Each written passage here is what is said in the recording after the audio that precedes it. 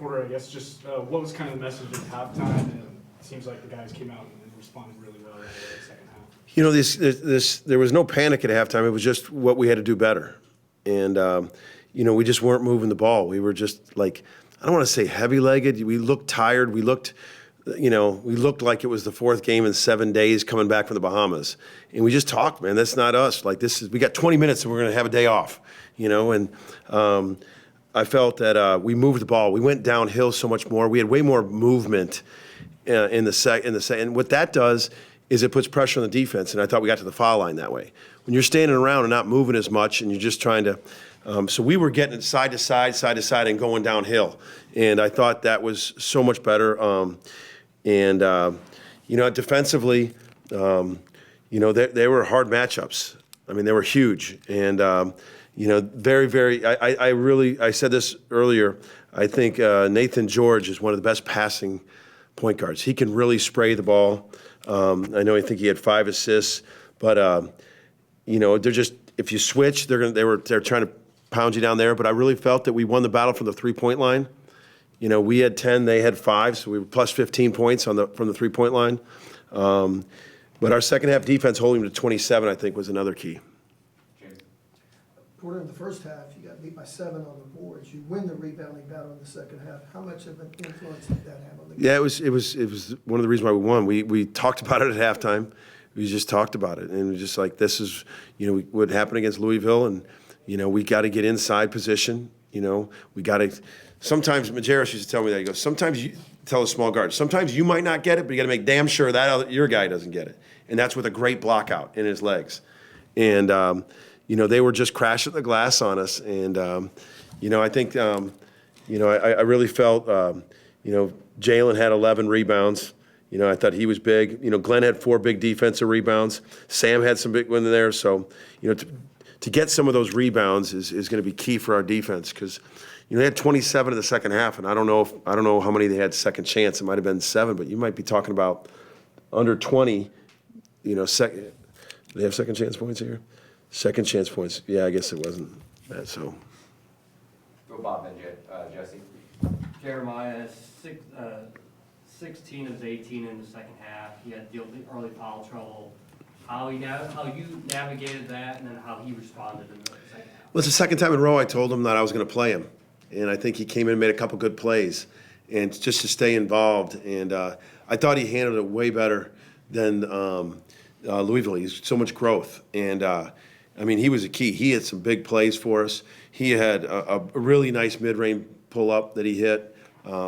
He had one where I think it was around the 4-minute mark or somewhere, where they were up pressuring him, and next thing you know, we've been talking about it. Don't play with it if they're up that far into you. And he just drove by, and he was at the rim like in 2 seconds. But I thought he did a lot of good things. He was trying to get other guys involved. 3 assists, only 2 turnovers in the night. He had 2 steals. He had 5 rebounds, and you know, 18 points in 24 minutes. I mean, so great production. I thought he really grew from last time he was in foul trouble, and I thought he did really well. Porter, you just mentioned that there are only 2 turnovers for Jeremiah, just 7 as a team. Can you talk about maybe the ball security and just what went into it? It's just huge to be that disciplined with your ball security. We've been, you know, it's one of the reasons analytically we talked about with Duke and Kobe, is that they were efficient guys, and people are taking care of the ball. I mean, it's been a mantra of ours that we want to win the turnover battle. You know, analytically, if you're losing, it's one of the most important stats in the game. If you're losing that battle big, it's just way more times they can get the ball on the rim. And the guys have bought into it, and not always great at it, but you know, we've been, I don't know what we're averaging for the year, but we haven't had those like 17 turnover nights that you see some of these teams out there. We've been really keeping it low, and we got to continue that. Porter, you guys held them to no field goals for 12 minutes at one point in the last 5 minutes. Just what do you see defensively? We were. It was a very tough game defensively, because they put you in different positions a lot.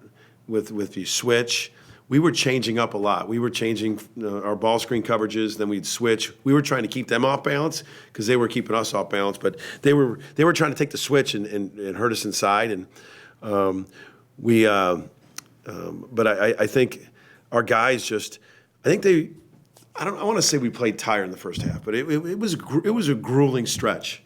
You know, they always talk about that MTE hangover, you know, and that's usually when you take a week off. We didn't have time to hangover. We didn't have enough time to get a hangover because I was going to say something I'm probably glad I didn't say on the media. I mean, we got back from the Bahamas late Saturday. We got a delayed. We didn't get back late Saturday, and we were in there all day Sunday, the coaches. Then we had to bring the players back to put in the game plan, and then we had to practice on Monday, and we played today. So it was, and it was grueling in Bahamas. So it was a little bit of, you know, and they weren't going to let themselves feel sorry for us, use it as an excuse. But looking back on it, I don't think we were very sharp in the first half, but we were fortunate enough to keep it. And it got up to like 9 or 10, and we battled back to only 4, to their credit. And then I thought they were just like, man, for 20 minutes, we were just going to let it all out and talked about our movement on offense and having to defend and rebound. Porter, in the final minute there when Jaylen checked out with like 48 seconds left, you guys had a, you know, pretty long brace and saw you kind of let out some emotions there. What was that like for him to, you know, have this kind of performance against his former team? You know, that moment between him and I, but you could only imagine. It's just he really wanted to play well, and for him, more importantly than that, he wanted to win. You know, and so you know, you're just happy for him. I mean, I remember him and I were texting each other the moment the ACC SEC challenge came out, and just happy for him. I mean, and I think I'm happy for he's also. I mean, more. He isn't talking about that. We were just talking about another win in the win column, another Power 5 team, another resume, and hopefully, you know, with that.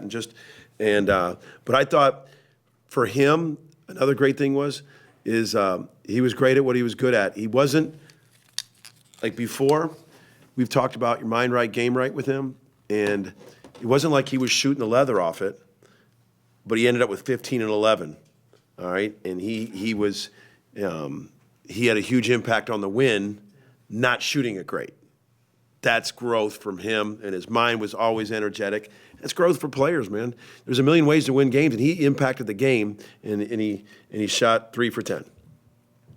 We'll go Myron into the second row. You're 8-0, it's still early, but you've come through some really good competition just here recently. Sometimes coaches kind of like, they're looking for certain things, different teams. Hey, anything you've learned about you guys this early on that you didn't know when the practices started that you Yeah, like you just don't know until you start getting tested how resilient you are, you know. And I mean, every game was close these last 4 games, and we found they were resilient. They took punches, they came back, they came out of timeouts, and I'm liking the resiliency of this group and the finding ways to win. I mean, all 4 of these games, I mean, until this one. About a minute and a half, 2 minutes, but like every one was last minute game, the game's still on the line. And they found ways to win. And it's been different guys. Different guys are playing well. We want to try to get deeper. You know, if we feel like we can get 8 or 9 guys really impacting the game, we feel like we're deeper. But I loved the resolve and the resiliency that we found out going through this stretch. How surprised were you, or with the challenge Georgia Tech gave you? Down 2 starters, McCollum, obviously a big scorer, you know him well, and then Reeves not playing tonight too. That they were able to challenge you so well in the first half. We weren't surprised at all because the respect we have for Lance Terry and Jaden Mustafa. Those 2 guys are playing their tail off. Look at their numbers, their last 3 games. Those 2. And they've come in and they've shot it better. They've been tougher, physically, defensively, been really tough. I mean, Lance had 14 and Mustafa had 16. So I think they found something because I thought those guys were super physical. They played really well, and we saw that on film the last couple games. Any additional questions for Coach? Okay, go back to me. Porter, so you guys came out, you had the 9-0 run, the crowd really got back into it. What can you say about this crowd and the impact that they had? It was great. I mean, for the people that were in there, you made a difference. And I just want to thank them. It wasn't sold out, but the people, and that's what I can't wait to vision to that thing getting sold out. And we've had it there sold out. And it just makes a difference. And for the people that were there tonight, the 1,500 students that were there tonight, the fans, they made a difference. And I just hope we continue to fill that because you're going to need a home court advantage. You need to be a hard place to win at. I know this because I've gone into the grind of this league in the Big 12 to where that was there. And this year, and obviously everyone's seen what the SEC's doing. It's shattering records for where it's at right now. And you have to create that atmosphere where it's really hard to play. And I thought there were some moments where the crowd really impacted, and I thank you for that. Okay, we'll go to the far back for our last question. Coach, I mean, kind of building off that last question, Bob Stoops in the arena tonight, just someone that's such an OU legend, what does that say about what you guys have done, the support that this program's getting, and just kind of the energy around OU basketball? You know, he's everything about OU, but he's also become a great personal friend.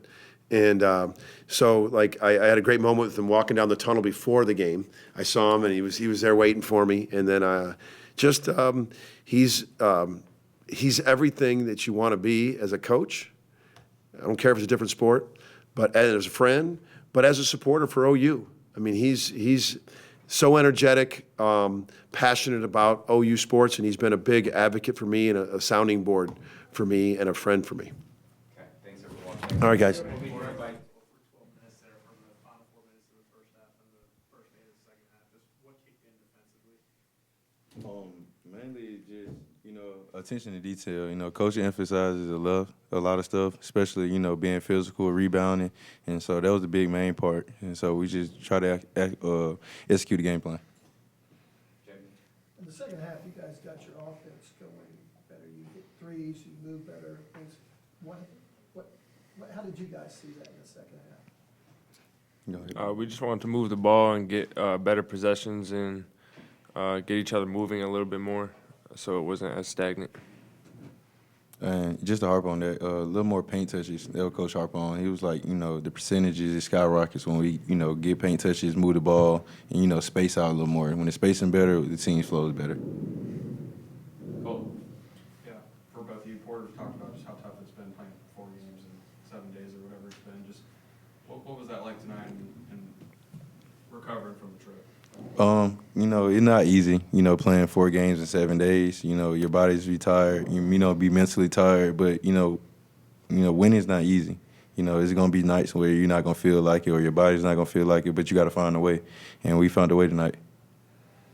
I also think our team's deep, so we can just keep subbing, keep getting guys in there.